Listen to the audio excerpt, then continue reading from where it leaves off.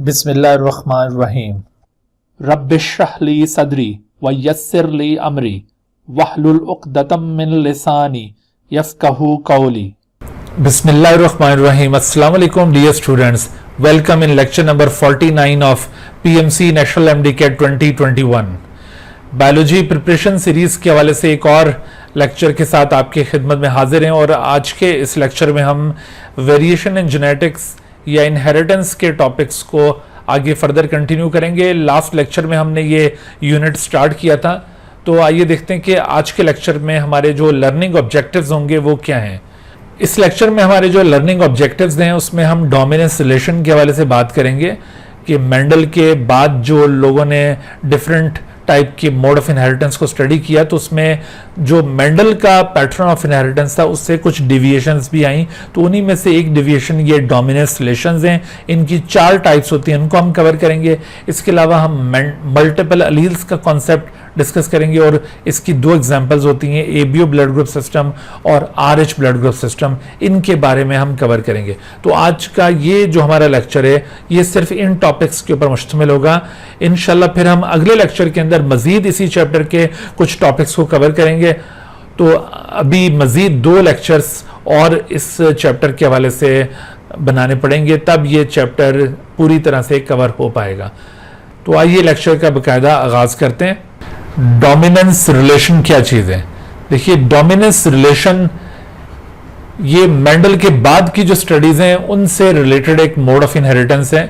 Dominance relation से मतलब यह है कि जब भी कोई 2 अलील्स हेट्रोजाइगस स्टेट के अंदर मौजूद होते हैं, जैसा कि कैपिटल ए और ये स्मॉल ए, इस तरह से, या फिर अगर हम मेंडेलियन एग्जांपल्स में से कोई एग्जांपल लें तो जैसे आपने सीड शेप के तौर पर देखा था, सीड शेप में ये round seed shape capital R से रिप्रेजेंट किया जाता है और wrinkled seed shape is represented by small R. या फिर सीड कलर के हवाले से हमने लास्ट लेक्चर में बात की थी, तो seed colour yellow is controlled by capital Y whereas the green seed colour is controlled by small Y. तो आपने देखा कि ये केस भी हेट्रोजाइगस जीनोटाइप पर मुश्तमिल है, ये भी हेट्रोजाइगस जीनोटाइप पर मुश्तमिल है और इसमें भी हेट्रोजाइगस जीनोटाइप आपको नजर आ रहा है। तो याद रखिए कि जब भी 2 कंट्रास्टिंग एलील्स जो एक ही लोकस पर मौजूद होते हैं, जब वो हेट्रोजाइगस स्टेट में आ जाएं तो ऐसी सूरत में उनके दरमियान एक किस्म का इंटरेक्शन डेवलप होता है। यानी ये जो डोमिनेंस रिलेशन है basically it is a kind of gene interaction, लेकिन आप इसको कह सकते हैं कि this is a kind of gene interaction on the between the alleles of the same locus। ठीक है, ये जीन इंटरेक्शन है between the alleles of the same locus। एक ही लोकस की एलील्स के दरमियान ये जीन इंटरेक्शन हो रहा है, सेम लोकस। क्योंकि अभी हम एक और केस आगे देखेंगे जिसमें डिफरेंट लोसाई के एलील्स के दरमियान एक इंटरेक्शन होगा, वो इंटरेक्शन एपिस्टेसिस कहलाता है, वो भी आगे चलकर हम कवर करते हैं। यहां पर बात हो रही है the alleles of the same locus, अगर ये एक दूसरे के साथ इंटरेक्ट करें, और जाहिर है कि इनका इंटरेक्शन हेट्रोजाइगस स्टेट के अंदर ही क्वेश्चनेबल होगा।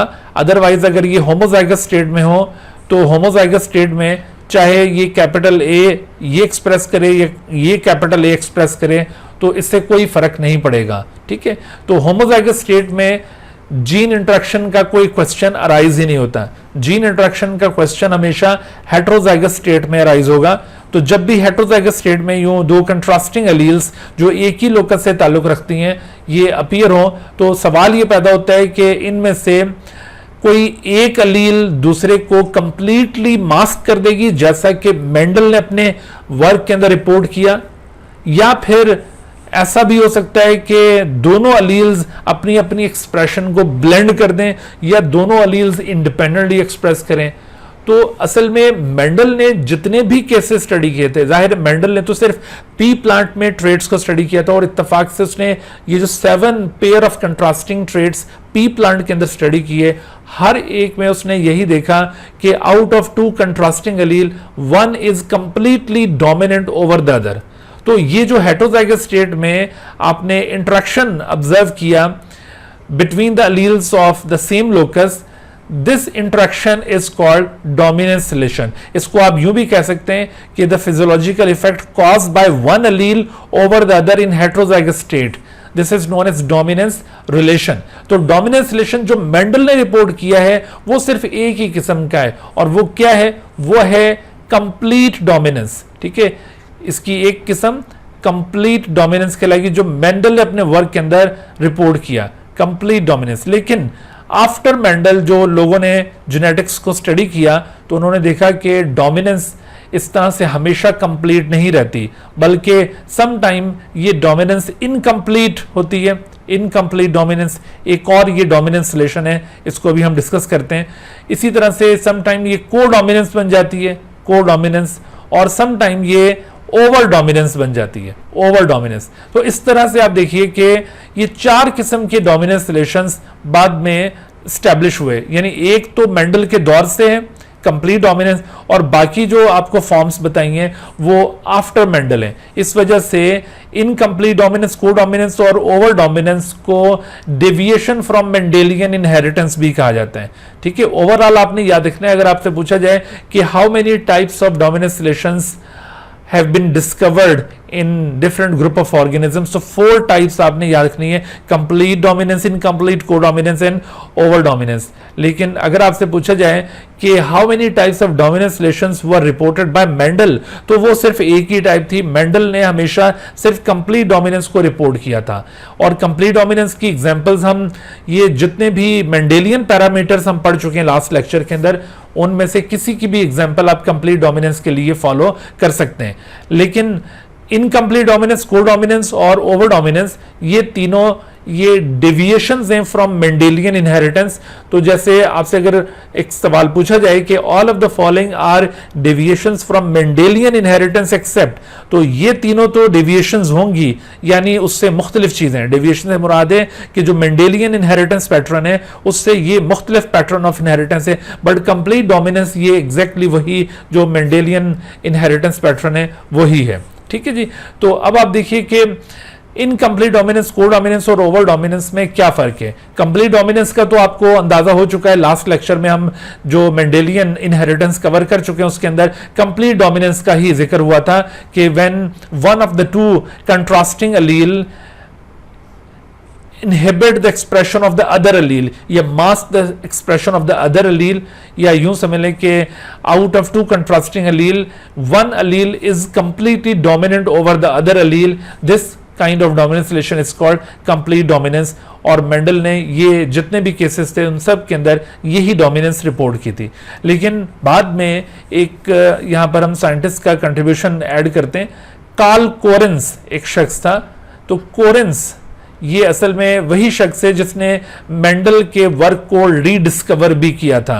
एक्चुअली मेंडल ने 1865 में जब अपने रिजल्ट्स प्रेजेंट किए, जब अपने रिजल्ट्स उसने पब्लिश किए, तो उस वक्त उसको इतनी ज्यादा कोई रिकग्निशन नहीं मिली थी।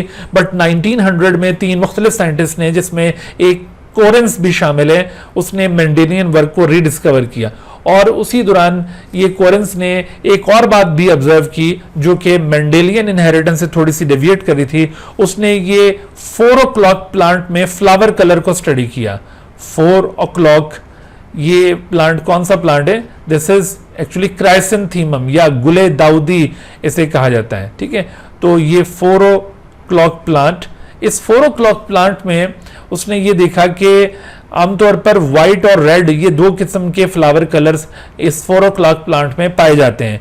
तो उसने इस इनहेरिटेंस पैटर्न को स्टडी करने के लिए एक ट्रू ब्रीड व्हाइट प्लांट और true breed red flower plant हासिल किया।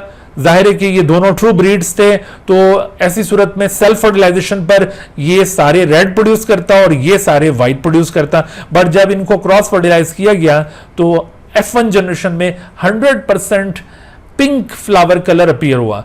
अब ये बड़ा एक अजीब फेनोमेनॉन था जो कि इससे पहले कभी रिपोर्टेड नहीं था। कोरेंस ने पहली बार ये चीज ऑब्जर्व की कि भाई ये दोनों जो पेरेंटल फिनोटाइप्स होती हैं सम टाइम ऐसा होता है कि ये ब्लेंड भी हो जाती हैं। हालांकि मेंडल तो ये कहता है कि दोनों पेरेंटल फिनोटाइप में से कोई एक 100% एक्सप्रेस करेगा, लेकिन यहां पर क्या हो रहा है कि ये दोनों पेरेंटल टाइप्स यहां पर यूं ब्लेंड हो रही हैं। अच्छा, उसने इसको चेक करने के लिए कि क्या ये ब्लेंडिंग जस्ट ये फिनोटिपिक हद तक है या जीनोटिपिक हद तक भी ब्लेंडिंग हुई है, तो इसने इसको सेल्फ फर्टिलाइज किया। ठीक है, सेल्फ फर्टिलाइज करने का मैंने मकसद लास्ट टाइम भी बताया था कि आमतौर पर होमोजाइगस या हेटेरोजाइगस नेचर को डिटरमिन करने के लिए सेल्फ फर्टिलाइजेशन परफॉर्म किया जाता है। तो इसने इसको जब सेल्फ फर्टिलाइजेशन इसकी परफॉर्म की पिंक फ्लावर प्लांट की, तो सेल्फ फर्टिलाइजेशन पर इसके पास रेड फ्लावर प्लांट भी अपीयर हुए, पिंक फ्लावर प्लांट भी अपीयर हुए और व्हाइट फ्लावर प्लांट भी अपीयर हुए। और इनमें जो रेशो अपीयर हुआ इन तीनों प्लांट्स में, तीनों किस्म के प्लांट्स में, वो 1:2:1, यानी उसके पास 25% ये वाले प्लांट्स थे रेड फ्लावर प्लांट, 25%, 50% उसके पास ये पिंक फ्लावर प्लांट थे 50%, और ये 25% व्हाइट फ्लावर प्लांट्स अपीयर हुए। तो इससे ये अंदाजा हुआ कि ये जो यहां पर ब्लेंडिंग हो रही है, ये ब्लेंडिंग सिर्फ और सिर्फ फिनोटिपिक हद तक ब्लेंडिंग हो रही है, जीनोटिपिक पॉइंट ऑफ व्यू से ये ब्लेंडिंग नहीं हुई। यानी इसके अंदर रेड और व्हाइट का जो जीन था वो अपनी अपनी जगह पर अपनी आइडेंटिटी को बरकरार रखते हुए वो मौजूद थे जीन्स, इसी वजह से आगे चलकर उनकी दोबारा सेग्रीगेशन हो गई है। अगर वो जेनेटिक लेवल पर भी ब्लेंडिंग हो जाती तो जाहिर है कि फिर आगे इनकी सेग्रीगेशन मुमकिन ना रहती। तो आपसे अगर पूछा जाए कि भाई F1 जनरेशन के अंदर ये 4 o'clock प्लांट में जो पेरेंटल फिनोटाइप्स के दरमियान ब्लेंडिंग हुई है, तो ये ब्लेंडिंग किस लेवल पर हुई है, फिनोटाइपिक लेवल पर या जीनोटिपिक लेवल पर या एट बोथ लेवल? तो आपने ये फिनोटिपिक लेवल याद रखना है, जीनोटिपिक लेवल पर ये ब्लेंडिंग नहीं हुई। तो कॉरेंस ने फिर ये इसके लिए जो जीन्स रिप्रेजेंट किए वो इस तरह से उसने ऐसा नहीं किया कि जैसे मेंडल डोमिनेंट ट्रेट के लिए, डोमिनेंट फिनोटाइप के लिए कैपिटल केस लेटर यूज करता था और रिसेसिव के लिए स्मॉल केस लेटर। तो चूंकि यहां पर डोमिनेंस पूरी तरह से शो नहीं हो रही, तो इस वजह से सेम केस लेटर यहां पे यूज किया जाता है, लेकिन डिफरेंट फिनोटाइप्स को डिफरेंशिएट करने के लिए 1 और 2 इस तरह सिंबल्स यूज किए जाएंगे। जैसे इस वक्त देखिए ये रेड फ्लावर प्लांट, इसका जीनोटाइप R1 पर मुश्तमिल है, और व्हाइट फ्लावर प्लांट इसका जीनोटाइप R2 पर मुश्तमिल है। और जब आप इनको क्रॉस फर्टिलाइज करते हैं तो यहां पर जो पिंक फ्लावर प्लांट अपीयर होता है, इसके अंदर R1 जीन ये रेड फ्लावर का जीन आ गया और R2 जीन ये व्हाइट फ्लावर का जीन आ गया। और अब देखिए हेटेरोजाइगस स्टेट में ये दोनों जीन्स अपनी अपनी एक्सप्रेशन को ब्लेंड कर लेते हैं। ठीक है, तो इस केस को कहते हैं इनकम्प्लीट डोमिनेंस। याद रखो इनकम्प्लीट डोमिनेंस क्या होता है। इनकम्प्लीट डोमिनेंस का मतलब है कि when in heterozygous state neither of the two allele completely dominate the other, rather they blend their expression with each other, and as a result an intermediate phenotype between both parental phenotypes is appeared. This is known as incomplete dominance. और देखो इस incomplete dominance में जब आपने इसको self fertilise किया तो आपके पास जो रिजल्ट आया वो 1:, ठीक है, ये 1:2:1 रिजल्ट आया। फिनोटिपिक रिजल्ट भी यही है और जो जीनोटिपिक रिजल्ट है वो भी यही है। यानी ये जो हेटेरोजाइगस पिंक फ्लावर प्लांट्स हैं ये हेटेरोजाइगस हैं, तो यहां पर आप देखिए 50% ये हेटेरोजाइगस आगे, 25% ये रेड फ्लावर और 25% व्हाइट फ्लावर। इनके हवाले से आपसे क्वेश्चन पूछा जा सकता है कि अगर हम ये true breed red flower plant को true breed white flower plant के साथ क्रॉस फर्टिलाइज करें, ये 4 o'clock प्लांट के हवाले से सवाल पूछा जा रहा है, तो ऐसी सूरत में F1 के अंदर कौन सी फिनोटाइप इनहेरिट होंगी? White flower plant, white flower phenotype inherit होगी या रेड फ्लावर फिनोटाइप इनहेरिट होगी, या ये दोनों इनहेरिट हो जाएंगी, या इन दोनों में से कोई इनहेरिट नहीं होगी? तो आपने याद रखना इन दोनों में से एक्चुअली कोई इनहेरिट नहीं होगी। यहां पर जो इनहेरिटेंस हो रही है वो इंटरमीडिएट फिनोटाइप की इनहेरिटेंस हो रही है जो कि पेरेंट के अंदर मौजूद नहीं है। इसका मतलब है कि इस केस में पेरेंटल फिनोटाइप इनहेरिट नहीं हो रही होती, बल्कि उनके दरमियान एक ब्लेंड अपीयर हो जाता है। अच्छा, अब आप देखिए कि ये जो आपने इनकम्प्लीट डोमिनेंस का केस देखा है, यहां पर अगर आपसे पूछा जाए कि which of the following is the genotype of the red flower plant in 4 o'clock plants, तो रेड फ्लावर प्लांट का जीनोटाइप क्या होगा? ऑब्वियसली ये होगा। अच्छा, फिर इसी तरह से व्हाइट फ्लावर प्लांट का जीनोटाइप पूछा जाए तो वो ये होगा। यानी इनमें कोई डाउट नहीं है, जीनोटाइप बिल्कुल क्लियर है। और इवन अगर आपसे पूछा जाए कि what will be the genotype of the pink flower plant in 4 o'clock plant, तो आपने ये हेट्रोजाइगस जीनोटाइप फौरन से कह देना है। यानी अगर मैं आपसे यहां पे ये सवाल पूछता हूं कि क्या हमें इनकम्प्लीट डोमिनेंस के केस में हेट्रोजाइगस या होमोजाइगस नेचर को डिटरमिन करने के लिए क्या हमें सेल्फ फर्टिलाइजेशन या फिर टेस्ट क्रॉस की जरूरत है? तो actually there is no need of test cross या फिर सेल्फ फर्टिलाइजेशन, बिकॉज तीनों जो फिनोटाइप्स हैं वो अपना जीनोटाइप बिल्कुल परफेक्टली शो कर रही हैं और इनको फर्दर डिटरमिन करने के लिए किसी किस्म की और टेस्ट की जरूरत नहीं पड़ेगी। ठीक है, so there is no need of test cross in order to determine homozygosity और हेट्रोजाइगसिटी ऑफ द इंडिविजुअल। ये जो टेस्ट क्रॉस है ये हमेशा कंप्लीट डोमिनेंस के केस पर अप्लाई होगा, इनकम्प्लीट डोमिनेंस पर अप्लाई नहीं होगा। ठीक हो गया। अच्छा, फिर दूसरा देखो, जो कंप्लीट डोमिनेंस में हमने फिनोटाइपिक रेशो देखा था 3:1 डोमिनेंट टू रिसेसिव, और जीनोटाइपिक रेशो 1:2:1, जबकि यहां पर दोनों रेशो सेम आए। इन पॉइंट्स को आपने याद रखना है। यहां पर ये रेशो की जो क्लासेस हैं उनको भी याद रखें कि ये 1:2:1 में 1 किसको रिप्रेजेंट कर रहा है, ये 2 किसको कर रहा है और ये 1 किसको रिप्रेजेंट कर रहा है। ठीक हो गया। अच्छा, उसके बाद हम आगे बढ़ते हैं, लेकिन एक सवाल पहले ले लें कि flower colour of 4 o'clock plant is an example of incomplete dominance. देखो यहां पर तो ये फ्लावर कलर आपके बुक के अंदर मौजूद भी था, तो अगर हो सकता है कि यहां पर कोई ऐसी एग्जाम्पल के बुनियाद पर भी क्वेश्चन पूछ लिया जाए जो आपके कोर्स में गिवन ही ना हो एग्जाम्पल, लेकिन ऐसी कोई भी एग्जाम्पल दी जाएगी तो बिल्कुल इसी तरह से उसके मुतालिक भी बताया जाएगा कि ये ट्रेड कौन सा मोड ऑफ इनहेरिटेंस फॉलो कर रहा है, तो आप उसकी बुनियाद पर आंसर दे सकते हैं। ठीक है जी। तो अब आप देखिए कि when a red flower plant is cross with white flower plant, यही जो अभी क्रॉस दिखाया था उसी की बात हो रही है, the offsprings will be pink flower plant. अच्छा, अब देखो, if the pink flower plant is self fertilize the progeny plants will be, यानी एग्जैक्टली ये जो क्रॉस आपको यहां पे शो किया है, इसी क्रॉस का ये रिजल्ट आपसे पूछा गया है। तो अगर इस तरह से आप ये पिंक फ्लावर प्लांट को सेल्फ फर्टिलाइज करें तो क्या 100% पिंक आते हैं या 100% रेड? जाहिर है कि ये दोनों ऑप्शंस गलत हैं। 25% red, 50% pink and 25% white, exactly ये बिल्कुल सही ऑप्शन है। 50% पिंक और 50% रेड नहीं पॉसिबल। ठीक है, ये 50% पिंक और 50% रेड किस सूरत में पॉसिबल होगा? अगर आप इसको, ये जो पिंक फ्लावर प्लांट है, अगर इसको आप बैक क्रॉस करते हैं इस तरह से, अगर आप इसको क्रॉस करते हैं with its one of the parental plant, अगर आप इसके साथ बैक क्रॉस करते हैं तो ऐसी सूरत में 50% रेड और 50% पिंक आएंगे।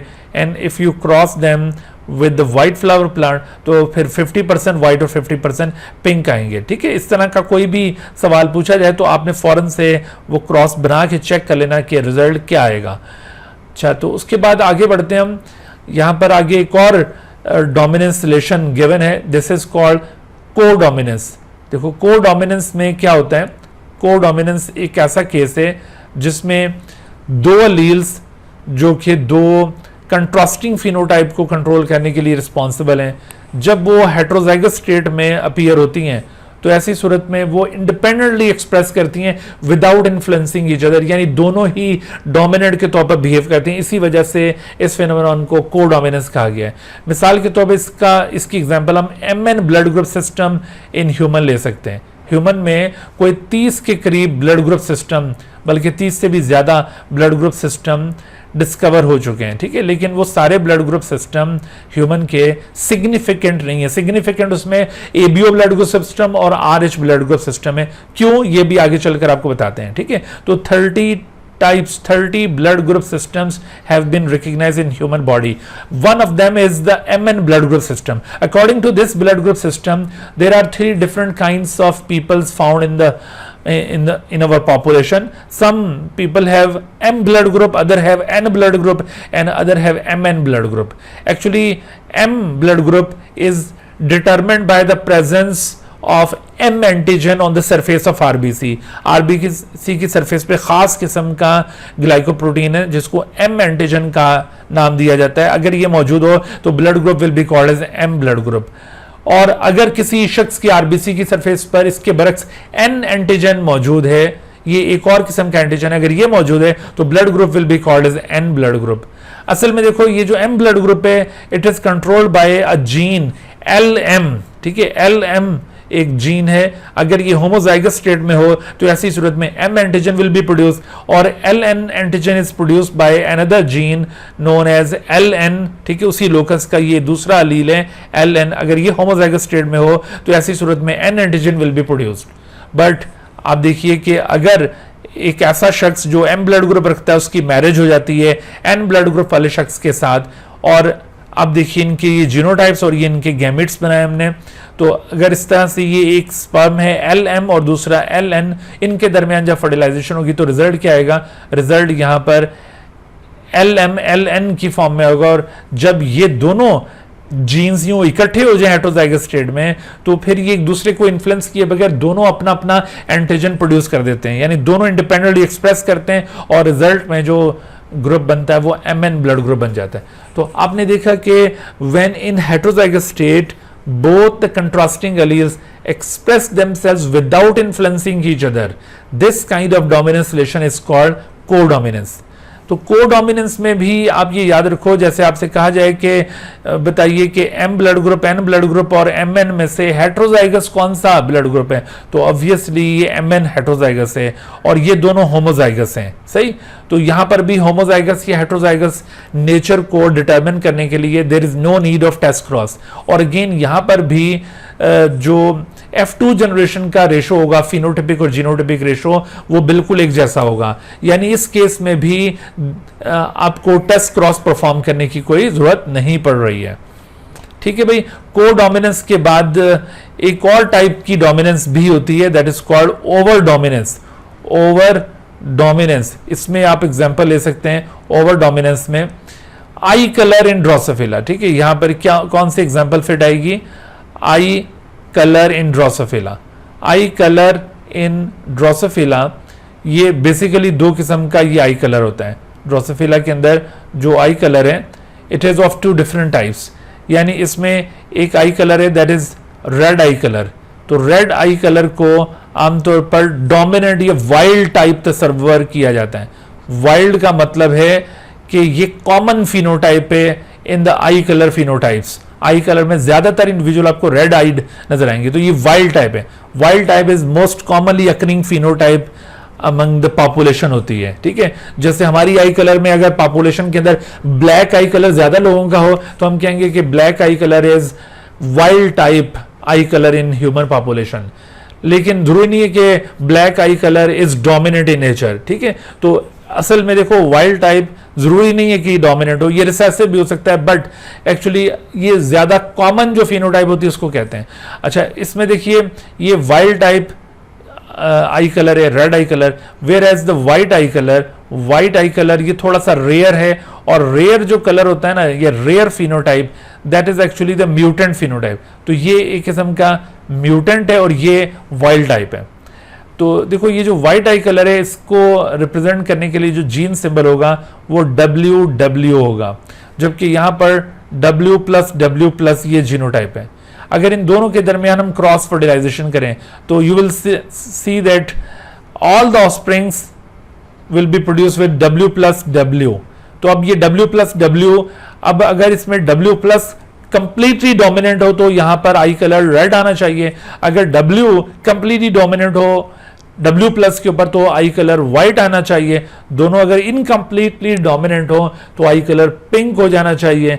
लेकिन एक्चुअली ये ना तो इंडिपेंडेंटली एक्सप्रेस करते हैं, ना ये को डोमिनेंट हैं, ठीक है, और ना ये इनकम्प्लीटली डोमिनेंट है, बल्कि यहाँ पर क्या होता है कि when they come in heterozygous state, तो इस ऐसी सूरत में इनमें से कोई एक अलील अपनी एक्सप्रेशन को ज़्यादा इंटेंस कर लेगा। मिसाल के तौर पर जो रेड आई कलर वाला जीन था W+, ये अपनी फिनोटाइप को मोर इंटेंस बना लेगा as compare to its wild type phenotype. यानी जो wild type phenotype homozygous state की फिनोटाइप थी, ये मॉडरेट रेड आई कलर होगा, जबकि ये डार्क रेड आई कलर होगा। तो ये जो dark red eye colour develop हो रहा है ये दरअसल इसी ओवर डोमिनेंस की एक एग्जांपल है, ठीक है जी। तो इस तरह से ये 4 किस्म के डोमिनेंस रिलेशंस आपने याद रखने हैं। उसके बाद एक और हम मॉडल ऑफ इनहेरिटेंस देखते हैं, इनहेरिटेंस पैटर्न, जिसे मल्टीपल अलील्स कहा जाता है। ये भी एक डेविएशन है फ्रॉम मेंडेलियन इनहेरिटेंस। एक्चुअली अब हम जितने भी आगे मॉडल ऑफ इनहेरिटेंस देख रहे हैं ये सारे मेंडेलियन इनहेरिटेंस पैटर्न से डेविएशंस तस्वर किए जाते हैं, क्योंकि मेंडल ने ये इतना डिटेल के साथ जेनेटिक स्टडी नहीं की थी। ठीक है, तो आप लोग ये ज़्यादा डिटेल के साथ स्टडी कर रहे हैं। मेंडल ने सिर्फ वो मोनोहाइब्रिड और डाईहाइब्रिड टाइप के क्रॉसेस परफॉर्म करके वो जो लॉज ऑफ जेनेटिक्स है उनको वर्कआउट किया था। तो ये बाद के लोगों की इन्वेस्टिगेशन है जिनको अब हम कवर कर रहे हैं। बहरहाल ये जो मल्टीपल अलील्स आपको बताए, मल्टीपल अलील्स क्या होते हैं? मल्टीपल अलील्स का कॉन्सेप्ट आप याद रखिए कि more than one Aleel of any locus, more than one alleles, बल्कि इसको हम मोर देन टू अलील्स कहें तो ज्यादा मुनासिब होगा कि more than to alleles which are present on the same locus in the population are called multiple alleles. More than two alleles उस population के अंदर एक ही locus पर मौजूद हैं तो इनको multiple alleles कहा जाएगा। कहा जाता है कि किसी locus के ऊपर ज़्यादा से ज़्यादा जो different alleles अब तक discover हुए हैं वो 300 तक हैं। ठीक है, 300। लेकिन बेटे याद रखो कि बेशक किसी भी मल्टीपल अलील्स में 300 या इससे भी ज्यादा अलील्स मौजूद हों, एक वक्त में इन तमाम में से कोई से दो अलील किसी एक इंडिविजुअल में मौजूद होंगे। उसकी वजह यह है कि in every individual the chromosomes are found in the form of pair. ठीक है, जैसे ये एक इंडिविजुअल 1 है उसमें ये क्रोमोसोम पेयर की शक्ल में मौजूद है, इंडिविजुअल 2 उसमें भी ये पेयर की शक्ल में मौजूद है। तो ये वाला जो लोकस है ना इस क्रोमोसोम का, suppose this is chromosome number 1, तो ये लोकस दरअसल ये एक खास लोकस है जहां पर मल्टीपल अलील्स पाए जाते हैं।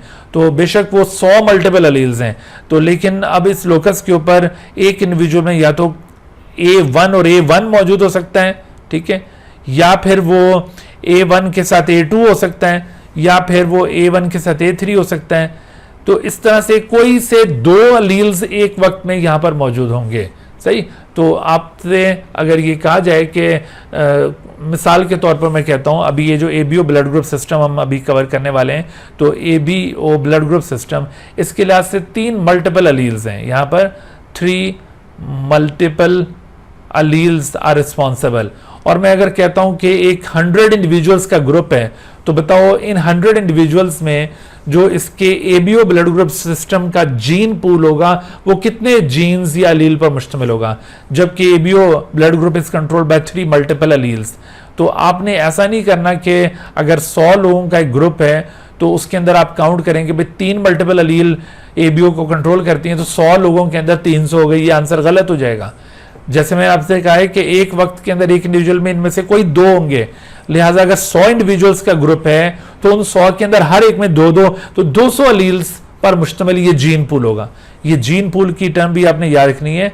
जीन पूल का मतलब है कि टोटल नंबर ऑफ जीन्स और alleles among the individuals of a population. एक पॉपुलेशन के अंदर जितने भी इंडिविजुअल्स हैं उनके अंदर जितने भी जीन्स या अलील्स मौजूद होंगे किसी खास ट्रेड के लिए, वो असल में उस ट्रेड का जीन पूल कहलाएंगे। ठीक है, तो इस चीज को भी आप याद रखिए। तो आपने देखा कि मल्टीपल अलील्स जो होते हैं वो इस तरह से किसी भी डिप्लॉयड ऑर्गेनिज्म के अंदर, चूंकि वो ट्वाइसली उनकी लोकस रिप्रेजेंट हो रही होती है, तो सिर्फ उनकी 2 ही कॉपीज मौजूद हो सकती हैं, उससे ज्यादा मौजूद नहीं होंगी। सही हो गया।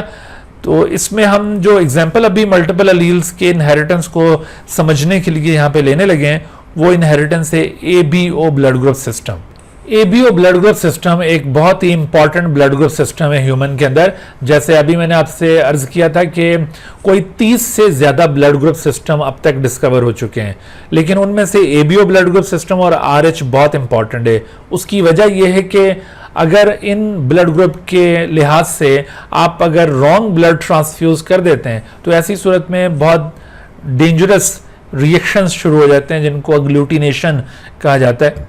अग्लूटिनेशन में ये होगा कि डोनर और रिसिपिएंट ब्लड आपस में इस तरह से इंटरेक्ट करेंगे और इस डोनर और रिसिपिएंट ब्लड के इंटरेक्शन से डोनर का एंटीजन और रिसिपिएंट की एंटीबॉडी आपस में कंबाइन करके एक क्लम्प फॉर्म कर लेंगी। ये क्लॉट फॉर्म कर लेंगी। इस रिएक्शन को दरअसल एग्लूटिनेशन कहा जाता है। और इसका इफेक्ट क्या निकलता है, इस क्लम्पिंग या क्लॉटिंग ऑफ ब्लड का इसका इफेक्ट ये निकलता है कि ये क्लम्प्स ऑफ द ब्लड या क्लॉट्स ऑफ द ब्लड जब किसी वेसल को जाके ब्लॉक करेंगे, खासतौर पर अगर हार्ट को सप्लाई करने वाली वेसल ब्लॉक हो गई तो मायोकार्डियल इन्फार्क्शन, हार्ट अटैक हो जाएगा। या फिर अगर ये ब्रेन को सप्लाई करने वाली किसी आर्टरी को ब्लॉक कर देते हैं तो ब्रेन स्ट्रोक हो सकता है। तो इस तरह के डेंजरस इफेक्ट्स डेवलप हो सकते हैं if wrong blood is transfuse from ABO point of view या फिर from RH point of view. बाकी जितने भी ब्लड ग्रुप सिस्टम है, जिसका अभी एक जिक्र हमने एमएन ब्लड ग्रुप की फॉर्म में भी किया, बाकी ब्लड ग्रुप सिस्टम के केस में इस तरह का कोई प्रॉब्लम अपीयर नहीं होता। ठीक है जी। तो अब हम देख लेते हैं कि ये जो एबीओ ब्लड ग्रुप सिस्टम है, इसके हवाले से कौन सी बातों को याद रखना जरूरी है।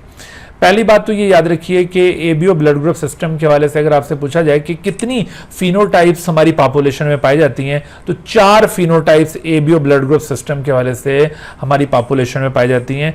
इनको 4 टाइप ऑफ ब्लड ग्रुप्स कहा जाता है। जैसे कुछ लोगों का ब्लड ग्रुप ए है, असल में ये ए एंटीजन की प्रेजेंस की वजह से है। ये एंटीजेंस दरअसल ग्लाइकोप्रोटीन नेचर के मॉलिक्यूल्स हैं जो आरबीसी की सरफेस के ऊपर मौजूद होते हैं। If A antigen is there तो ब्लड ग्रुप ए कहलाएगा, if B antigen is there तो ब्लड ग्रुप बी कहलाएगा, and if both antigens are present simultaneously on the same RBC तो blood group will be called as A B. And if the RBC is devoid of any antigen, ABO system की कोई एंटीजन, neither A nor B antigen, तो ऐसी सूरत में the blood group is designated as O blood group.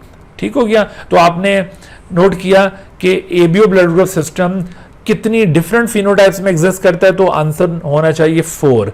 लेकिन अगर आपसे पूछा जाए how many antigens are involve in ABO system तो योर आंसर मस्ट बी 2। आपने ये नहीं कहना कि 4 किस्म के एंटीजन है, एक ए एंटीजन, एक बी एंटीजन, एक ए बी एंटीजन और एक O antigen. This is wrong concept. तो एंटीजन सिर्फ 2 इन्वॉल्व हो रहे हैं यहाँ पर, एक ए और दूसरा बी। अगर दोनों मौजूद हो जाएं तो फिर ए बी, और अगर ये दोनों एब्सेंट हो जाएं तो ओ ब्लड ग्रुप। ठीक हो गया।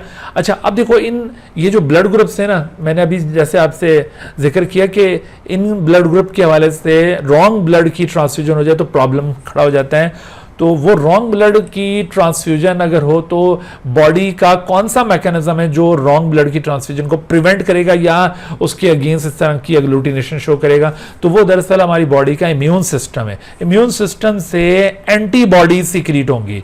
ये जो एंटीबॉडीज की प्रोडक्शन का हम यहाँ पे जिक्र कर रहे हैं ना एबीओ सिस्टम के रेलेवेंस से, ये एंटीबॉडी की प्रोडक्शन एबीओ सिस्टम का पार्ट नहीं है। Keep in your mind, ABO system तो दरअसल सिर्फ एंटीजन की प्रोडक्शन के लिए रिस्पॉन्सिबल है, जिससे ये 4 काइंड के ब्लड ग्रुप्स डिटरमिन होंगे। बट पैरेलली इसके साथ एक और भी हमारी बॉडी का सिस्टम को रिलेट कर रहा है। वो क्या है? वो है दरअसल इम्यून सिस्टम। अब जिस शख्स के पास ए एंटीजन प्रोड्यूस हो रहा है उसके पास एंटी ए एंटीबॉडी प्रोड्यूस नहीं होगी। हमेशा जो करस्पॉन्डिंग एंटीजन उसकी अपोजिट एंटीबॉडी प्रोड्यूस होती है। If there is A antigen in the person then anti B antibody will be produced by its immune system. Okay, and if B antigen is there, then anti-A antibody will be produced. Yani always antibodies are produced in the absence of their corresponding antigens. And if both the antigens are present, then none of the antibody will be produced. Okay और इसी तरह से अगर ये दोनों antigens absent हों तो फिर दोनों एंटीबॉडीज यहाँ पर प्रोड्यूस होंगी। ठीक हो गया। तो अब आपने देखा कि ये एंटीबॉडीज और एंटीजेंस इनके दरमियान किस तरह से रिलेशन है। अच्छा, तो अब आप देखिए कि सम टाइम आरबीसी के साथ साथ प्लाज्मा के अंदर भी एंटीजेंस मौजूद होते हैं। कुछ लोगों के प्लाज्मा में और इवन कुछ लोगों के दीगर जो बॉडी फ्लूइड्स हैं उनके अंदर भी ये एंटीजेंस मौजूद होते हैं। ए और बी एंटीजन में also be present in body fluids of some individuals. ऐसे इंडिविजुअल्स को कहते हैं सिक्रीटर्स। सिक्रीटर्स उन्हें कहा जाएगा विच हैव ए और B antigen in their body fluids other than RBC.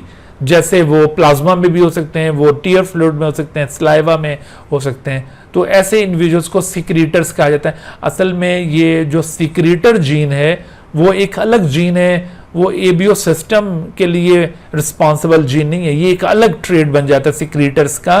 तो इसका जो जीन है वो असल में क्रोमोसोम नंबर 19 के ऊपर मौजूद है, सही। लेकिन एबीओ सिस्टम का जीन वो क्रोमोसोम नंबर 9 पर मौजूद है। तो हम अब इसकी जेनेटिक बेसिस देख लेते हैं, लेकिन उससे पहले जरा आप ये नोट कीजिए कि blood group B phenotype contains anti-A antibody in the serum and agglutinates any RBC with antigen। तो आपने देखा कि ब्लड ग्रुप बी फिनोटाइप के अंदर आपको एंटी-ए एंटीबॉडी मिल रही है, तो ये किसके साथ एग्लूटिनेट करेगा? लिहाजा ये उसके साथ एग्लूटिनेट करेगा जिसके पास ए एंटीजन मौजूद हो, क्योंकि ये ए एंटीबॉडी है तो ये ए एंटीजन के अगेंस्ट वर्क करेगी। लिहाजा इस शख्स के पास ए एंटीजन मौजूद है, बेशक बी भी मौजूद है, तो इसके साथ ये रिएक्ट कर सकता है ये ब्लड। इसके पास तो प्योरली है ही ए एंटीजन, इसके साथ भी ये जरूर रिएक्ट करेगा। तो इसका मतलब है कि बोथ ऑफ देम वाला जो आंसर है वो ज्यादा सूटेबल है यहां पर, ठीक है। अच्छा, फिर इसी तरह से हम आगे बढ़ते हैं। तो एबीओ ब्लड ग्रुप सिस्टम, इसके वाले से मैंने आपको एंटीजेंस का तो बता दिया कि ये 4 किस्म के ब्लड ग्रुप 2 किस्म की एंटीजेंस के जरिए डिटरमिन हो रहे हैं। लेकिन अब हम इसकी जेनेटिक बेसिस देख लेते हैं। जेनेटिक बेसिस क्या है? इन एंटीजन को प्रोड्यूस करने के लिए दरअसल एक जीन रिस्पॉन्सिबल है जिसको आई के साथ रिप्रेजेंट किया जाता है, ठीक है। तो आई के साथ इसको हम जीन को रिप्रेजेंट करेंगे और इस जीन की 3 डिफरेंट अल्टरनेटिव फॉर्म्स आपके सामने आ रही हैं। एक आई ए जो कि ए एंटीजन प्रोड्यूसिंग एलील है, दूसरा I B that is B antigen producing allele, तीसरा IO से भी इसको रिप्रेजेंट किया जाता है कुछ बुक्स के अंदर, और कहीं पर इसको स्मॉल आई से भी रिप्रेजेंट किया जा सकता है। आपने ये दोनों चीजें माइंड में रखनी है, कहीं ऐसा ना हो कि किसी क्वेश्चन में IO आए तो आप परेशान हो जाएं कि ये क्या चीज है, ठीक है। तो ये दोनों तरह से रिप्रेजेंट किया जाता है, but this allele is actually non antigen producing allele. IA antigen producing allele है, IB B antigen producing allele है, लेकिन ये small I non antigen producing allele है। अब इनके दरमियान जो डोमिनेंस रिलेशन पाया जाता है वो किस किस्म का है? तो आप याद रखो कि IA and IB are completely dominant over the small I. Small I के साथ जब भी IA आ जाए या IB आ जाए तो स्मॉल आई का बस नहीं चलेगा, IA उसकी एक्सप्रेशन को मास्क कर देगा, कंप्लीट डोमिनेंस शो करेगा, या फिर वो IB के साथ आ गया तो IB उसकी एक्सप्रेशन को मास्क कर देगा। So both are completely dominant over small I, but they are co-dominant to each other। यानी whenever IA IB come together in heterozygous state, ऐसी सूरत में कौन एक्सप्रेस करेगा? तो ऐसी सूरत में दोनों एक्सप्रेस करेंगे। Actually both are co-dominant to each other but they are completely dominant over small I। लिहाजा अब हम इस जेनेटिक बेसिस को माइंड में रखें तो we can easily conclude the genotypes of different persons। मसलन the person having blood group A, इसका जीनोटाइप क्या होगा? इस ए एंटीजन को प्रोड्यूस करने के लिए या तो होमोजाइगस स्टेट में IA होगा या फिर ये हेटेरोजाइगस स्टेट में IA स्मॉल आई होगा। बिल्कुल इसी तरह से बी ब्लड ग्रुप रखने वाले शख्स का जीनोटाइप ये IB और IB स्मॉल आई होगा। और जो लोग AB ब्लड ग्रुप रखते हैं तो उनके पास ये IA और IB दोनों जीन्स होंगे, तभी दोनों एंटीजेंस प्रोड्यूस होंगी और फिर इस शख्स का जो ब्लड ग्रुप है वो AB कहलाएगा। अच्छा, और जिसका ब्लड ग्रुप हमने O अभी कहा था, जिसके पास एक्चुअली एंटीजन नहीं होता, तो नॉन एंटीजेनिक अलील दरअसल ये स्मॉल आई है जो किसी भी किस्म के एंटीजन को प्रोड्यूस नहीं होने देती। लिहाजा जब ये स्मॉल आई और चूंकि ये रिसेसिव है तो जब ये इस तरह होमोजाइगस स्टेट में आएगी तब इसकी एक्सप्रेशन होनी है, और ऐसी सूरत में कोई एंटीजन प्रोड्यूस नहीं होना। RBC बगैर एंटीजन के O ब्लड ग्रुप कहलाते हैं, लेकिन इनके अंदर असल में एंटीबॉडीज दोनों मौजूद होंगी, ठीक है। एंटीबॉडीज इनके पास दोनों मौजूद होंगी। अच्छा, तो अब आप देखिए कि ये हमें इसकी जेनेटिक बेसिस भी समझ में आ गई है। इसके अलावा हमने बाकी जो दीगर एस्पेक्ट्स थे, यानी इनमें कितने अलील्स इन्वॉल्व हो रहे हैं, तो अलील्स कितने? 3 अलील्स। इसमें कितने एंटीजन्स इन्वॉल्व हो रहे हैं? तो 2 एंटीजन इसमें। और इसमें कितनी फिनोटाइप्स इन्वॉल्व हैं? तो वो 4 फिनोटाइप्स हैं, ठीक है। ये सारी बातें याद रखने वाली हैं। अच्छा, अब हम बात कर लेते हैं कि जब हम इनको ट्रांसफ्यूजन्स करते हैं डिफरेंट ब्लड ग्रुप्स को, तो ट्रांसफ्यूजन्स के दौरान हमने किस बात का ख्याल रखना होता है? ट्रांसफ्यूजन का प्रिंसिपल क्या है? देखो, ट्रांसफ्यूजन का प्रिंसिपल ये है कि हमेशा इसमें हमने ट्रांसफ्यूजन के दौरान रिसिपिएंट की एंटीबॉडीज को कंसिडर करना है, जबकि डोनर की एंटीजन को कंसिडर करना है। मिसाल के तौर पर हम किसी शख्स को भी अगर रिसिपिएंट के तौर पर ब्लड उसके अंदर डोनेट करना चाह रहे हैं, तो ये शख्स अगर ये इस वक्त रिसिपिएंट है, ए ब्लड ग्रुप अगर ये रिसिपिएंट है, तो आपने देखना है कि इस रिसिपिएंट के बाद एंटीबॉडी कौन सा है। मिसाल के तौर पर it has anti B antibody, तो आपने इसको कोई भी ऐसा ब्लड ग्रुप नहीं देना जिसके अंदर बी एंटीजन मौजूद हो, क्योंकि इसके पास बी एंटीबॉडी है, लिहाजा बी एंटीजन कंटेनिंग ब्लड जब भी आएगा तो ये उसके साथ ग्लूटिनेट करेगा। तो अब आपके पास ऑप्शन क्या बच गया? ऑप्शन बच गया या तो आप इसको ए ब्लड ग्रुप दें या फिर ओ दें। आप इसको बी देंगे या ए बी देंगे, दोनों के साथ ये इंटरफेयर करेगा। बिल्कुल इसी तरह से ये जो शख्स बी ब्लड ग्रुप रखता है, इसके पास ए एंटीबॉडी है और इसको आपने ना ए देना है ना ए बी देना है, आप इसको ओ देंगे या बी देंगे, तो ये दो ट्रांसफ्यूजन्स बनती हैं, इनको आपने याद रखना है। फिर इसी तरह से ए बी शख्स के पास चूंकि कोई भी एंटीबॉडी नहीं है, एंटीजेंस तो दोनों है बट एंटीबॉडी कोई नहीं है, लिहाजा आप इसको कोई भी ब्लड ग्रुप आप इसको लगा दें, वो इसके साथ मैच कर जाएगा, क्योंकि रेसिपिएंट का कौन सा कंपोनेंट एग्लूटिनेशन में हिस्सा लेता है। अभी मैंने एग्लूटिनेशन का आइडिया दिया था, तो आपने याद रखना है कि एग्लूटिनेशन में रेसिपिएंट का हमेशा एंटीबॉडी पार्टिसिपेट करता है, and since A B blood group has no antibody, therefore any blood can be matched with A B blood group. तो ए बी ब्लड ग्रुप को इसी वजह से क्या कहते हैं, ए बी ब्लड को इसी वजह से कहते हैं universal recipient. A B blood group is called universal recipient है ये। अगर यहां पर ये रीजनिंग पूछी जाए कि भाई ये क्यों यूनिवर्सल रेसिपिएंट है, तो आपने ये नहीं कहना कि ये तमाम लोगों को ब्लड ग्रुप डोनेट कर सकता है इस वजह यूनिवर्सल, या तमाम लोगों से ब्लड ग्रुप ले सकता है, ब्लड ले सकता है इस वजह से यूनिवर्सल रेसिपिएंट है। बल्कि आपने इसमें रीजनिंग में इस बात को चूज करना है कि actually it has no antibody to react with the donor's blood, therefore it can be given by any blood। ठीक है, इस तरह ये वाला जो रीजन है ये ज्यादा अप्रोप्रिएट होगा, जिसके अंदर इस चीज का जिक्र भी आ रहा है। तो ये था एबीओ ब्लड ग्रुप सिस्टम। अच्छा, अब हम आते हैं यहां पर, देखो एक कॉन्सेप्ट मैप में आपको ये शो किया गया है कि O blood group can be donated to A B blood group, या O blood group can also be donated to A blood group, और even O blood group can also be donated to B blood group. But आप देखो कि ए B blood group को कौन सा blood लग सकता है, ए भी लग सकता है, उसको बी भी लग सकता है और उसको ओ भी लग सकता है।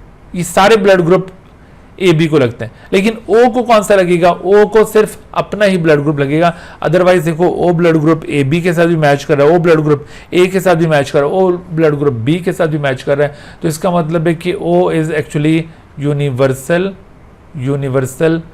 डोनर, ये यूनिवर्सल डोनर है और ये यूनिवर्सल रिसिपिएंट है। जैसे अभी मैंने आपको रीजनिंग बताई थी कि आपने यूनिवर्सल रिसिपिएंट इसको किस बुनियाद पर कहना है, एक्चुअली इसके पास कोई एंटीबॉडी नहीं है रिएक्ट करने के लिए, कोई भी ब्लड इसको लगाया जा सकता है। और इसको यूनिवर्सल डोनर किस बुनियाद पर कहना है, तो आपने इसको कहना है कि actually it has no antigen to react with the recipient's blood, क्योंकि डोनर का हमेशा कौन सा कंपोनेंट रिएक्ट करता है, एंटीजन, और रेसिपिएंट का हमेशा एंटीबॉडी रिएक्ट करेगा। ठीक है, ये बात याद रखिए। तो इस वजह से जब भी आप इसका ब्लड किसी दूसरे शख्स को देते हैं तो एंटीजन चूंकि है नहीं, इस वजह से कोई एग्लूटिनेशन शुरू नहीं होती। तो ये था एबीओ ब्लड ग्रुप सिस्टम। अब आइए आरएच ब्लड ग्रुप सिस्टम की तरफ। तो आरएच ब्लड ग्रुप सिस्टम एक और पैरेलली ब्लड ग्रुप सिस्टम है, और इसके मुताबिक दो तरह के ब्लड ग्रुप्स हमारी पॉपुलेशन में पाए जाते हैं, एक आरएच पॉजिटिव और दूसरा आरएच नेगेटिव। एबीओ के लिहाज से 4 किस्म के ब्लड ग्रुप्स थे। अच्छा, यहाँ पर ये जो 2 किस्म के ब्लड ग्रुप्स हैं, एक आरएच पॉजिटिव और एक आरएच नेगेटिव। यहाँ पर ये पॉजिटिव किस सेंस में हम इसको कह रहे हैं, असल में यहाँ एक पर्टिकुलर एंटीजन इन्वॉल्व है, that antigen is called RH antigen, या फिर इसको आरएच फैक्टर कहा जाता है। एबीओ सिस्टम के अंदर कितने एंटीजन इन्वॉल्व थे, उसके अंदर 2 एंटीजन इन्वॉल्व थे, यहां पर सिर्फ एक एंटीजन इन्वॉल्व है। अगर ये प्रेजेंट होगा तो ब्लड ग्रुप आप आरएच पॉजिटिव कहेंगे उसको, और अगर ये एब्सेंट है तो ब्लड ग्रुप को RH नेगेटिव बोला जाएगा। ठीक है जी। तो ये आपने देखा कि सिर्फ एक ही एंटीजन है और इस एंटीजन को प्रोड्यूस करने के लिए जो जीन्स रिस्पॉन्सिबल हैं वो किस तरह से वर्क करते हैं, यानी इसकी जेनेटिक बेसिस क्या है। तो इसकी जेनेटिक बेसिस असल में बड़ी कॉम्प्लिकेटेड है। जेनेटिक बेसिस एक्चुअली इसकी बड़ी कॉम्प्लिकेटेड है। दरअसल ये जो RH फैक्टर है इसकी प्रोडक्शन 3 डिफरेंट जीन से कंट्रोल होती है। RH फैक्टर, ठीक है, RH फैक्टर ये उस जीन को कह रहे हैं, RH factor. It is controlled by 3 different genes. It is controlled by 3 different genes, by 3 different genes located on 2 linked loci. ठीक है, genes located on 2 linked loci। अब ये क्या बात है, 2 लोसाई के ऊपर ये मौजूद हैं, जबकि ये जीन्स हैं 3 जीन्स का यहाँ पे जिक्र हो रहा है, लेकिन ये लोसाई 2 पर मौजूद है। एक्चुअली होता ये कि एक ही क्रोमोसोम के ऊपर ये 2 पॉइंट्स आप समझ लें। एक पॉइंट को हम A कह देते हैं, दूसरे पॉइंट को हम B कह देते हैं। तो A पॉइंट, इसके ऊपर कोई एक जीन मौजूद होगा, इसके ऊपर जैसे A पॉइंट के ऊपर आप यूं समझ लें जैसे यहां पर है C और E अल्टरनेटिवली, यहां पर C या E अल्टरनेटिवली मौजूद है। जबकि B पॉइंट के ऊपर, ये जो सेकंड पॉइंट आपको बताया, सेकंड पॉइंट, इसके ऊपर सपोज करो कि ये D जीन मौजूद है। ठीक है, तो इस तरह से ये जो मैंने 2 लोसाई यहाँ पर A और B का नाम रख के बताए थे, इसको आप यूं समझ लें कि दिस इज CE लोकस, ये एक CE लोकस है, the locus 1, this is actually CE locus, and the other is D locus, ये लोकस 2 है, दिस इज D लोकस। अच्छा, तो ये देखो, ये जो दूसरी लोकस है जिसके ऊपर D जीन मौजूद है, इट हैज प्राइम इंपॉर्टेंस, असल सिग्निफिकेंस इसकी है। देखो क्या होता है कि ये फर्स्ट लोकस के ऊपर जो भी मौजूद हो, चाहे C मौजूद है चाहे E मौजूद है, ये हमेशा इस दूसरे लोकस की जीन को इन्फ्लुएंस नहीं करेगा, यानी उसको सपोर्ट करेगा, उसको प्रमोट करेगा। अगर तो यहां पर कोई RH फैक्टर प्रोड्यूस करने वाला जीन है तो इसने उसको हेल्प करनी है RH फैक्टर प्रोड्यूस करने में। अगर ये RH फैक्टर इनहिबिटरी जीन है तो ऐसी सूरत में यहां RH फैक्टर की प्रोडक्शन नहीं हो पाएगी। सही, तो असल सिग्निफिकेंस जो होती है वो D लोकस की है। C या E लोकस जो भी कॉम्बिनेशन फेस कर रहे हो उससे कोई फर्क नहीं पड़ता। और इस D लोकस के ऊपर 2 तरह के अलील्स हैं, there may be small d और there may be capital D। Now what is difference between these 2 alleles? ये दरअसल RH फैक्टर इनहिबिटरी जीन है, ये RH फैक्टर को प्रोड्यूस नहीं होने देती। दूसरी तरफ जो कैपिटल D है, it is RH factor producing gene. तो आप देख रहे हैं कि C और E चूंकि ये अल्टरनेटिवली मौजूद हैं और ये हमेशा D को सपोर्ट करते हैं, इस वजह से हम CE लोकस को इग्नोर कर देंगे, यहाँ पर जैसे कुछ भी नहीं है। हम यहाँ पर सिर्फ D लोकस को फॉलो करेंगे जिसकी ज़्यादा सिग्निफिकेंस है। तो अब इस D लोकस के ऊपर अगर ये कैपिटल D जीनोटाइप बनता है तो ऑब्वियसली फिर RH फैक्टर प्रोड्यूस हो जाएगा, और अगर ये प्रोड्यूस होता है तो RBC की सरफेस पर मौजूद होगा, और ऐसी सूरत में ब्लड ग्रुप कौन सा हो जाएगा? RH positive. लेकिन अगर ये इवन हेटरोजाइगस स्टेट भी हुई तो तब भी ये RH फैक्टर प्रोड्यूस हो सकता है। लेकिन अगर ये होमोजाइगस स्टेट हुई तो ऐसी सूरत में RH factor will remain absent और blood group will be called as RH negative. तो इस तरह से ये पॉजिटिव नेगेटिव की डिटर्मिनेशन होती है।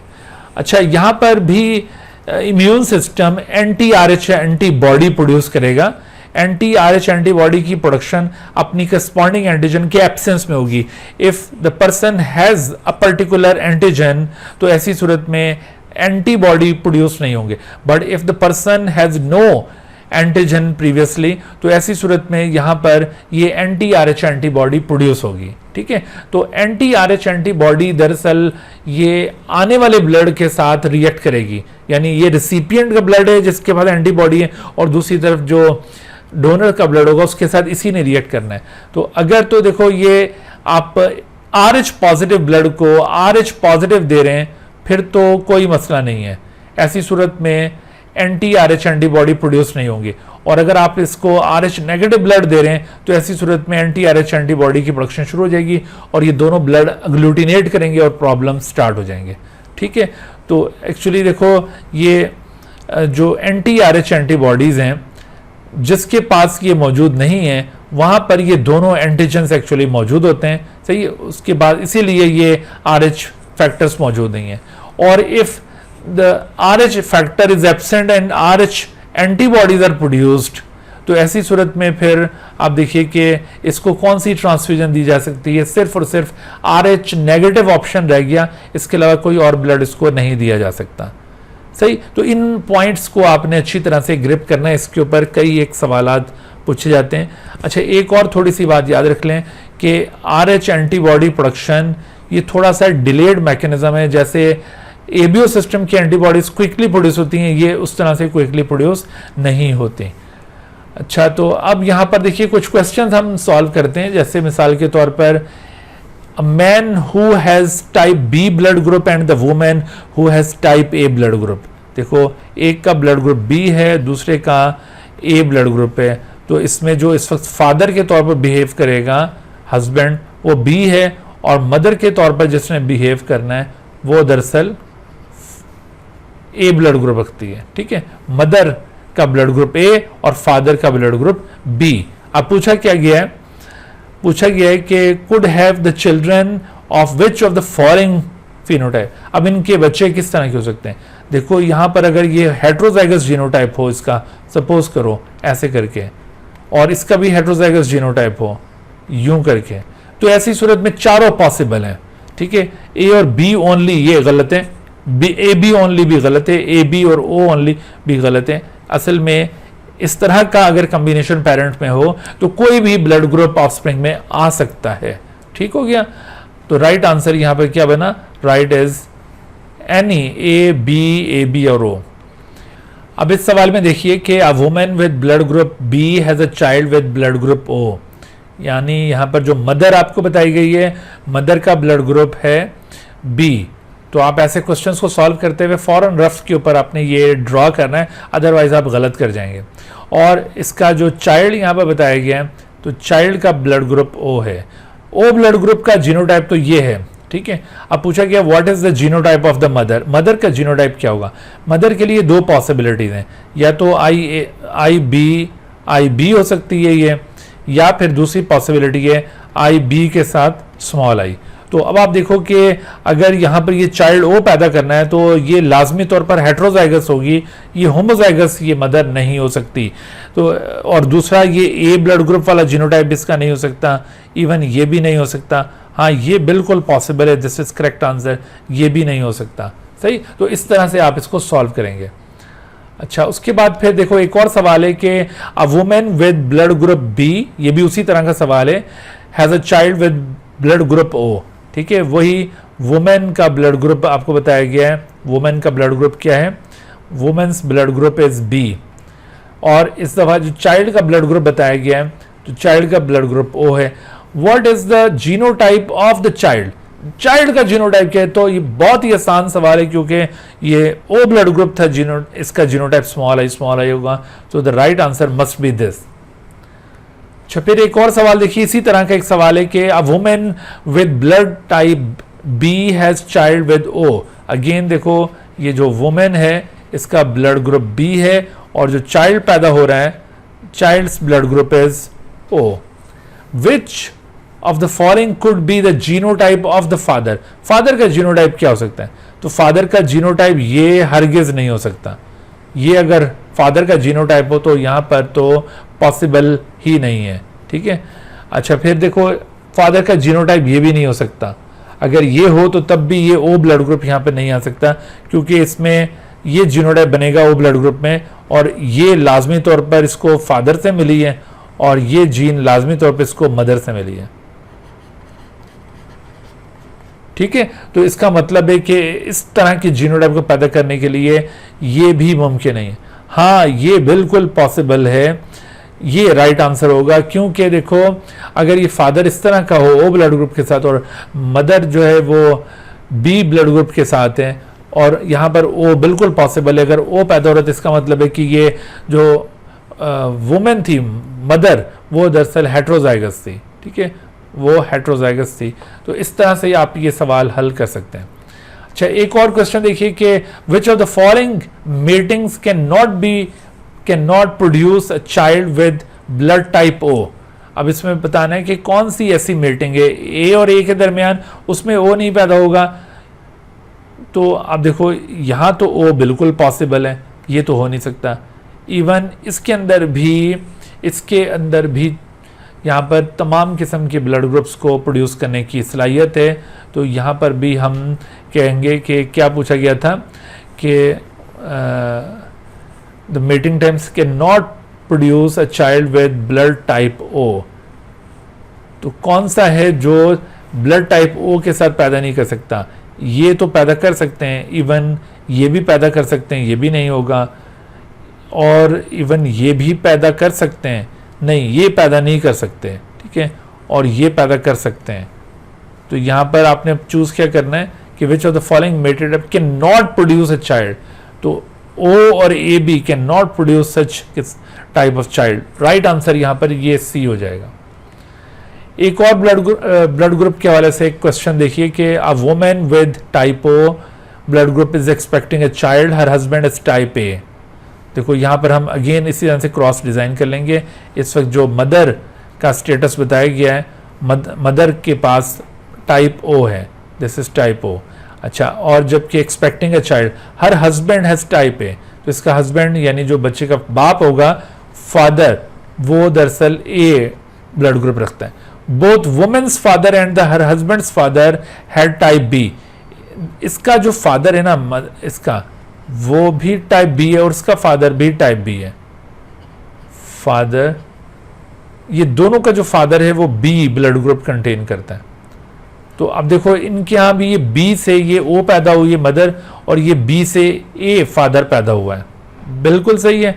तो अब आपसे देखो ये सवाल पूछा जा रहा है, ये बताने का मकसद ये था कि आपको आइडिया हो जाए कि यहाँ पर स्टेट कैसी पाई जा रही है। यानी फादर जो होगा ना बी ब्लड ग्रुप के साथ, इसकी मदर कोई भी हो, तो बी ब्लड ग्रुप के साथ ए पैदा होने का चांस किस सूरत मुमकिन हो सकता है? अगर तो ये बी ब्लड ग्रुप के लिए ये अगर हो हेट्रोजाइगस हो, ठीक है, तो हेट्रोजाइगस हो तो ऐसी सूरत में ये पॉसिबिलिटी है। अगर ये होमोजाइगस हो तो फिर कोई पॉसिबिलिटी नहीं है। हेट्रोजाइगस स्टेट में अगर ये B blood group I B small I के साथ आ जाए तो ऐसी सूरत में ये गैमेट फर्टिलाइज हो सकता है किसी ऐसे गैमेट के साथ जिसमें आई ए मौजूद हो, और ऐसी सूरत में ब्लड ग्रुप ए यहाँ पर अचीव हो सकता है। ठीक होगी बात? तो आपने ये याद रख लिया कि यहाँ पर क्या पूछा गया था कि a woman with type O is expecting a child. अच्छा, her husband has type A, both husband's father and women's father है टाइप बी। वुमेन का फादर की हिंट यहाँ पर कोई मैटर नहीं रखती, जो मर्जी हो, लेकिन वो कंफर्म है उसका जीनोटाइप। अच्छा, पूछा गया है what is the probability that the child will have the type O blood group. आपने चाइल्ड में टाइप ओ को वर्कआउट करना है। तो अगर देखो यहाँ पर बेटे कंफर्म हो जाता है कि ये जो फादर है ये आई ए स्मॉल आई हेट्रोजाइगस है and this one is homozygous, तो ऐसी सूरत में यहाँ पर कितने परसेंट चांस है ओ के आने का? 50% चांस है ओ के आने का। तो राइट आंसर क्या हो जाएगा? 50%। ठीक है भाई, इस तरह से ये सॉल्व किया जाएगा। यहां पर देखो एक और बड़ा इंटरेस्टिंग सवाल है।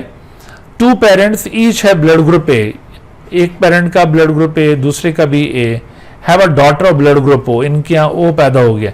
What is the probability that there next child will be a boy who has blood group O? तो अब देखो पहले तो हमने कैलकुलेट करना है ओ के आने का चांस कितना है। ओ तभी आएगा अगर ये आई ए स्मॉल आई हो, ये भी आई ए स्मॉल आई हो। तो ऐसी सूरत में यहाँ पर चांस है कि ये ओ ब्लड ग्रुप यहाँ पर पैदा हो जाए। ठीक है, अदरवाइज चांस कोई नहीं है। अच्छा, तो अब what is the probability that there next child will be a boy who has blood group O? तो ओ आने का चांस कितना है? ओ आने का चांस वर्कआउट करने के लिए आप इनको सेग्रीगेट करें, इस तरह गैमेट्स बनाएं इनके, और उसके बाद फिर इन गैमेट्स को फर्टिलाइज करवाएं। देखो ये जब इसको फर्टिलाइज करवाएंगे तो इस तरह से इन गैमेट्स की फर्टिलाइजेशन के बाद रिजल्ट आएगा।